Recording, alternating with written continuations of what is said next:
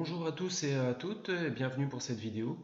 Donc dans cette vidéo, je vais vous présenter en mathématiques les nombres complexes et en l'occurrence comment déterminer l'affixe des points. Donc là, on voit que dans le plan complexe, on a des points qui sont repérés, qui correspondent donc à un nombre complexe. Et donc là, on va définir déjà quel type de repère intervient dans ce plan complexe. Donc là, je vais rajouter donc le type de repère qui intervient. Donc c'est un repère orthonormé, O, U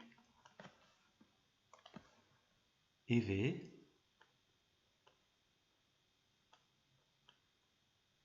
Qu'est-ce que c'est un repère orthonormé? Cela signifie que U et V, les vecteurs U et V sont orthogonaux et ils ont la même norme. Donc c'est une norme unité parce que l'intervalle est identique de chaque côté. Donc avant de faire nos exemples, on va faire donc un cas pour bien comprendre. Donc je vais placer un point dans le plan.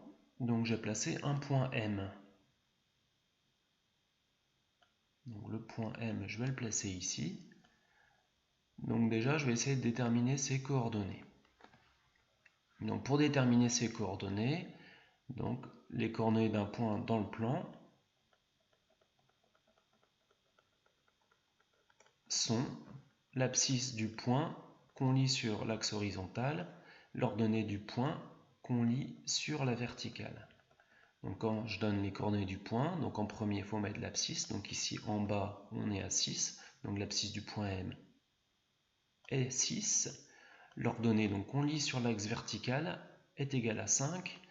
Donc l'ordonnée en deuxième, je place 5. Donc les coordonnées du point M sont 6, 5 dans le repère.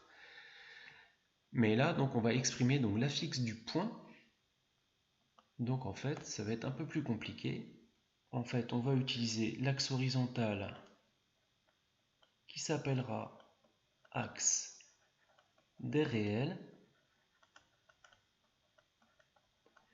et l'axe vertical qu'on appellera axe des imaginaires.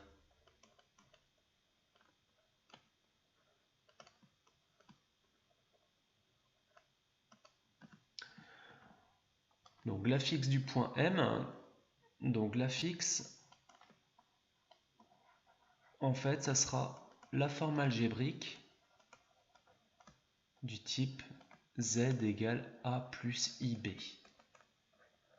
avec A la partie réelle et B la partie imaginaire. Donc en fait, on a déterminé la partie réelle, en fait ça correspond à 6 ici, et la partie imaginaire qui correspond à 5. Donc en fait, l'affixe du point M, l'affixe de M est, donc là ça sera Z, comme on parle du point M, on va mettre en indice M, égale A partie réelle, mais la partie réelle, donc c'est ça, c'est 6, donc la partie réelle qu'on a lue sur l'axe des abscisses, plus I fois la partie imaginaire. La partie imaginaire c'est 5, donc I fois 5, qu'on pourra noter 5i.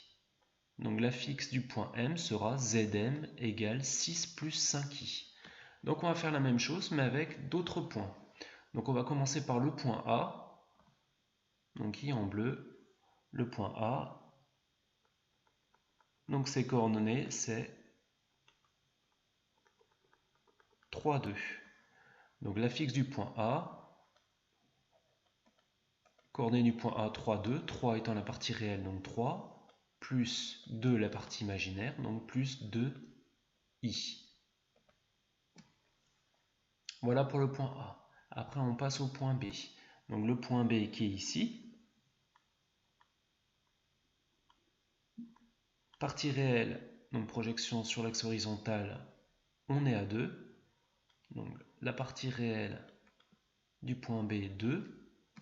Partie imaginaire qu'on lit sur l'axe vertical, l'axe des ordonnées, donc on est à moins 3.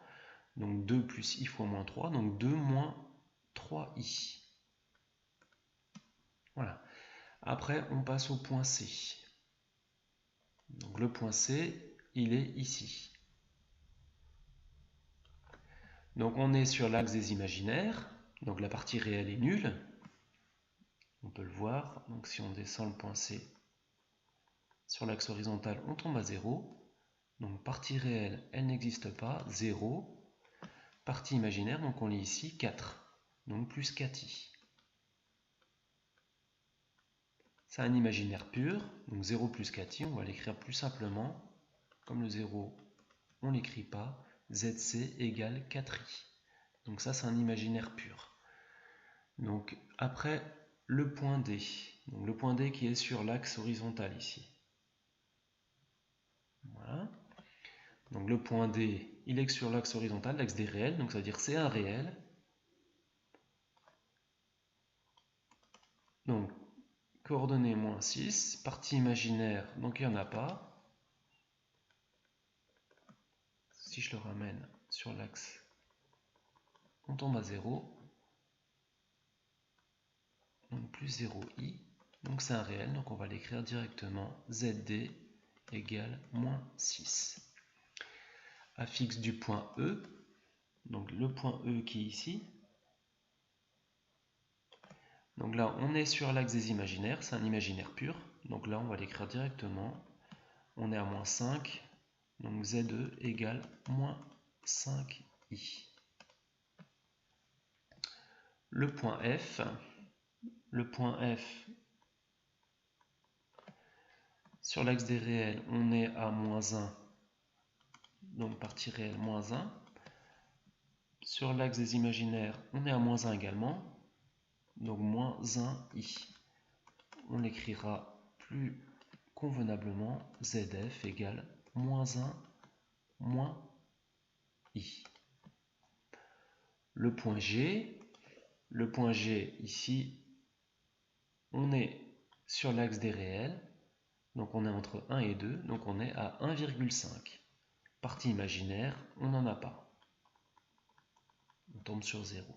Donc ZG égale 1,5 plus 0i si on veut. On écrira ZG égale 1,5. Le point H, moins 3 partie réelle, partie imaginaire entre 1 et 2, donc 1,5, donc moins 3 plus 1,5i. Le point I, projection du point I sur l'axe horizontal, donc on est à moins 4.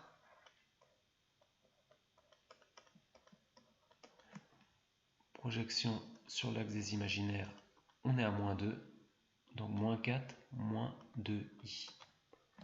Et l'affixe du point J, on est sur l'axe des imaginaires, on est entre 1 et 2, donc on sera à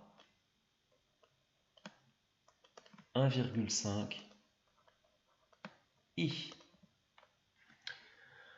Donc voilà pour cette vidéo. Avec tous ces exemples, je pense que vous aurez à peu près compris le principe. C'est pas très compliqué, donc il faut faire attention par contre à ne pas se tromper entre les réels et les imaginaires. Donc voilà, et puis je vous dis à bientôt pour une prochaine vidéo. Allez, bonne journée, à bientôt, ciao.